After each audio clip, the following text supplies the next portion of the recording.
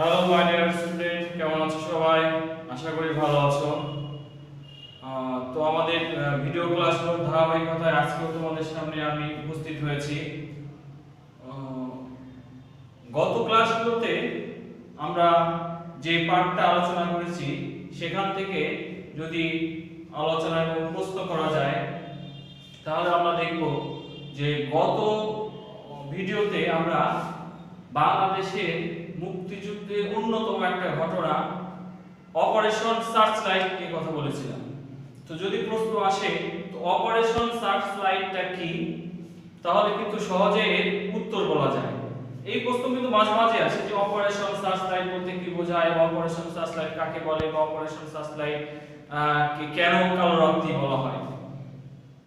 অর্থাৎ 25শে মার্চ রাতে পাকিস্তানি হানাদার বাহিনী কর্তৃক বাঙালিদের উপর গণহত্যার যে নীল নকশা অনুযায়ী অভিযান পরিচালনা করা হয়েছিল, সেই অভিযানেরই নাম দেওয়া হয়েছিল অপারেশন সার্চলাইট। অর্থাৎ পাকিস্তানি হানাদার বাহিনীর নাম দিয়েছিল অপারেশন সার্চলাইট।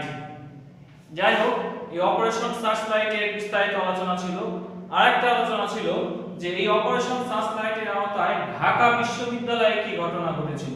আমরা জানি যে অপারেশন সার্চলাইটের মাধ্যমে ঢাকা বিশ্ববিদ্যালয়ে প্রায় 300 ছাত্র, শিক্ষক, কর্মচারীদের হত্যা করা হয়েছিল। অনেক অগ্নিসংযোগ হত্যাকাণ্ড সংঘটিত হয়েছিল। শুধু যে অপারেশন ঢাকা বিশ্ববিদ্যালয়ে বা আশেপাশে হয়েছিল তা না, পুরো ঢাকা শহরে কিন্তু এই অপারেশন সার্চলাইটের আওতায় হত্যাযজ্ঞ চলেছিল। বলা হচ্ছে যে 6 থেকে 7 হাজার মানুষ এই অপারেশন সার্চলাইটের আওতায় এক রাতে মারা গিয়েছিল। তো তারই ধারাবাহিকতায় আমরা আজকে যেটা দেখব সেটা হচ্ছে এই অপারেশন সার্চলাইটের সময় বঙ্গবন্ধুর সাথেও একটা ঘটনা ঘটেছিল। অর্থাৎ সেই ঘটনাটা গতকালকে একটু টাচ দিয়েছিলাম। সেই ঘটনাটা কি ছিল? সেই ঘটনাটা ছিল হচ্ছে তাকে গ্রেফতার করা, বঙ্গবন্ধুকে গ্রেফতার করা। তো বঙ্গবন্ধুকে গ্রেফতার করার আগে বঙ্গবন্ধু একটা কাজ করেছিলেন। সেই কাজটা কি কারো মনে আছে? মনে থাকার তো কথা, কারণ তিনি বাংলাদেশের স্বাধীনতা ঘোষণা করেছিলেন। ঠিক আছে, তো আজকের পাঠের আলোচনার বিষয়টাই হচ্ছে যে বাংলাদেশের স্বাধীনতার ঘোষণা। এই ঘোষণাটা কে দিয়েছিল? বঙ্গবন্ধু শেখ মুজিবুর রহমান। কবে দিয়েছিল? 25শে মার্চে অপারেশন সার্চলাইটের আওতায় তাকে গ্রেফতারের পূর্বে তিনি বাংলাদেশের স্বাধীনতার ঘোষণা দেন। এই স্বাধীনতার ঘোষণার বিষয়টা খুবই তাৎপর্যপূর্ণ, কারণ এই ঘোষণার মাধ্যমে বাংলাদেশ পাকিস্তানের যে একটা অংশ না, স্বাধীন জাতি হিসেবে বা রাষ্ট্র হিসেবে আত্মপ্রকাশ করতে যাচ্ছে তার সূচনা। এবং যখনই এই ঘোষণাটা দেওয়া হলো তখনই আর কিন্তু বাঙালিরা তাদের মন মানসিকতার দিক থেকে আর পাকিস্তানের অংশ না, সুতরাং তারা পাকিস্তানিদের মোকাবেলা করার জন্য একেবারে প্রস্তুত হয়ে যাওয়ার কথা। যাই হোক, তো এখান থেকে যে বিষয়গুলো আসে সেই বিষয়গুলো আজকে আলোচনার বিষয়। তো এই স্বাধীনতার ঘোষণা খুবই ছোট, এটা কিন্তু মুখস্থ করে রাখতে হবে, কারণ মাঝে মাঝে প্রশ্ন আসে যে বঙ্গবন্ধু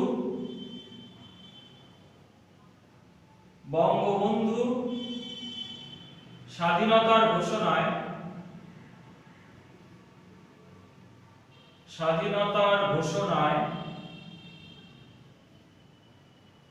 কি বলেছিলেন?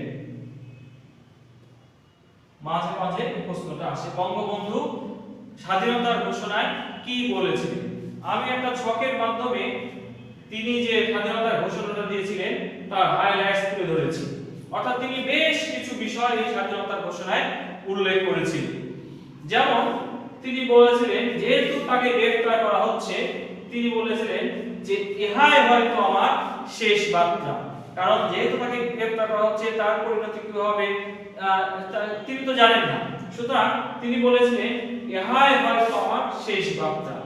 আচ্ছা, কারণ গ্রেপ্তার হওয়ার পরে তিনি যেহেতু স্বাধীনতার ঘোষণা শুরু করতে বললেন, সুতরাং তার পরিণতি এবং দেশের পরিণতি কি হবে তারপরে তিনি তো আর বক্তৃতা বা বিবৃতি দিতে পারবেন না। তারপরে তিনি বলেছিলেন বাংলাদেশ স্বাধীন। তিনি বাংলাদেশের কথাটা উল্লেখ করে বললেন যে বাংলাদেশ স্বাধীন, অর্থাৎ তিনি বাংলাদেশের একটা স্বাধীন রাষ্ট্র হিসেবে আত্মপ্রকাশের সূচনা করে দিলেন। তিনি আরো বলেছিলেন যে 7 মার্চের ভাষণের মতোই যে যা কিছু আছে তাই নিয়ে রুখে দাঁড়াও। 7 মার্চের ভাষণে যেমন বঙ্গবন্ধু বললেন যে তোমাদের যা কিছু আছে তাই নিয়ে রুখে দাঁড়াতে হবে, তোমাদের যে যেখান থেকে আছে সেখান থেকে প্রতিরোধের চেষ্টা করবে।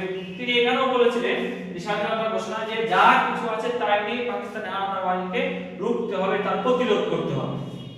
বলা হচ্ছে যে এই হানাদার বাহিনীকে প্রতিরোধ করার যাবতীয় বিষয় তিনি এখানে উল্লেখ করেছিলেন, যেমনটা তিনি বলেছিলেন 7 মার্চের ভাষণে যে হানাদার বাহিনীকে যা কিছু আছে তাই নিয়ে প্রতিরোধ করে বাংলাদেশকে স্বাধীনতা অর্জনের দ্বার প্রান্তে নিয়ে যেতে হবে। বলা হচ্ছে যে শেষ সৈন্যটিকে বিতাড়িত করে বিজয় না হওয়া পর্যন্ত লড়াইটা চালিয়ে যেতে হবে। অর্থাৎ তিনি বলেছিলেন যে একেবারে, এটা কথা এটাই বোঝায় অন্যভাবে যে একেবারে বাংলাদেশের বিজয় না হওয়া পর্যন্ত একেবারে শেষ সৈন্যটিও যাতে বাংলাদেশ থেকে বিতাড়িত হয় তার ব্যবস্থা। তার মানে কি, শেষ সৈন্যটিকে বিতাড়িত করা মানে বাংলাদেশের স্বাধীনতা, বাংলাদেশের বিজয়। অর্থাৎ তিনি তার ভাষণের মাধ্যমে পুরোটাই বাংলাদেশের বিজয় না হওয়া পর্যন্ত যা কিছু করা দরকার বাঙালিদের সেই প্রস্তুতি এবং সেটা শুরু করার নির্দেশ দিয়েছিলেন। সুতরাং এই প্রশ্নটার উত্তরে এই ছকের মতো করে, আমি ছক তোমাদের দেখিয়েছি বোঝানোর জন্য যাতে প্রত্যেকটা বিষয় স্পষ্ট হয়। বইয়ে যেটা দেখাচ্ছে হুবহু সেটা লিখলে চমৎকার হয়ে যাবে। আচ্ছা, এইটা তো তিনি লিখে চলে গেলেন তার বাসা থেকে, অর্থাৎ তাকে গ্রেফতার করে নেওয়া হয়নি। এটা তো প্রচারের ব্যবস্থা করতে হবে, তখন তো এত আধুনিক ব্যবস্থা ছিল না প্রচারে। তিনি প্রচারের ব্যবস্থা করার জন্য তার অনুগতদের বলে দিয়েছিলেন। তো স্বাধীনতার ঘোষণা প্রচারেরও সেই সময় ব্যবস্থা করা হয়েছিল। সেই সময় তো এই আধুনিক যন্ত্রপাতি না থাকলেও ট্রান্সমিটার, টেলিগ্রাফ, টেলিপ্রিন্টার এইসবের মাধ্যমে এই স্বাধীনতার ঘোষণাটা প্রচারিত হয়েছিল, এক জায়গা থেকে অন্য জায়গায় পাঠানো হয়েছিল। তো সেই ফাঁকে আমি বলে দেই যে এখান থেকে যে প্রশ্নটা হয় যে বঙ্গবন্ধুর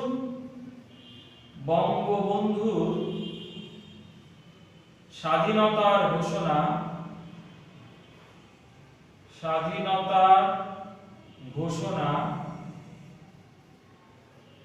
কিভাবে প্রচার করা হয়েছিল? বঙ্গবন্ধুর স্বাধীনতার ঘোষণা কিভাবে প্রচার করা হয়েছিল? ট্রান্সমিটার, টেলিগ্রাফ, টেলিপ্রিন্টার এসবের মাধ্যমে পুরো দেশে ছড়িয়ে দেওয়ার একটা ব্যবস্থা করা হয়েছিল এবং যে বেতার কেন্দ্রটা ব্যবহার করা হয়েছিল সেটা হচ্ছে চট্টগ্রামের কালুরঘাট বেতার কেন্দ্র। এই চট্টগ্রামের কালুরঘাট বেতার কেন্দ্র থেকে 7 মার্চের ভাষণের মতো বঙ্গবন্ধু স্বাধীনতার ঘোষণা কালুরঘাট বেতার কেন্দ্র থেকে প্রথমে প্রচার করেন 26 মার্চ দুপুরে আওয়ামী লীগের নেতা এম এ হান্নান। তিনি এই 26 মার্চ দুপুরে বঙ্গবন্ধুর স্বাধীনতার ঘোষণা চট্টগ্রামের কালুরঘাট, যেটাকে রূপান্তরিত করা হয়েছে স্বাধীন বাংলা বেতার কেন্দ্র হিসেবে, সেটা প্রচার করেন। 27 মার্চ সন্ধ্যায় জিয়াউর রহমান বঙ্গবন্ধুর পক্ষে এই স্বাধীনতার ঘোষণা পত্রটা পাঠ করেন। এইভাবে এই স্বাধীনতার ঘোষণা পুরো বাংলাদেশে ছড়িয়ে পড়ে এবং মানুষকে উজ্জীবিত করে যুদ্ধে ঝাঁপিয়ে পড়তে। এভাবে দেখা যায় এই 7 মার্চের ভাষণের মতোই স্বাধীনতার ঘোষণাটাও বাঙালি জাতিকে তাৎক্ষণিক সিদ্ধান্ত নিতে সহায়তা করেছিল এবং 25 মার্চের যে হত্যাকাণ্ড হলো, যে গণহত্যা হলো, তার প্রতিক্রিয়া হিসেবে এই স্বাধীনতার ঘোষণা বাঙালিদের মনে একেবারে যুদ্ধকে একমাত্র লক্ষ্য বলে নির্ধারণ করে দিল। এভাবে দেখা যায় যে স্বাধীনতার ঘোষণা এবং স্বাধীনতা ঘোষণার প্রচার বাঙালি স্বাধীনতা যুদ্ধকে বেশ খানিকটা ত্বরান্বিত করেছিল। এখান থেকে আরেকটা বিষয় সেটা আসে, সেটা হচ্ছে গণযুদ্ধ। গণযুদ্ধ। বাংলাদেশের মুক্তিযুদ্ধের অন্যতম একটা বৈশিষ্ট্য হচ্ছে এটা গণযুদ্ধ।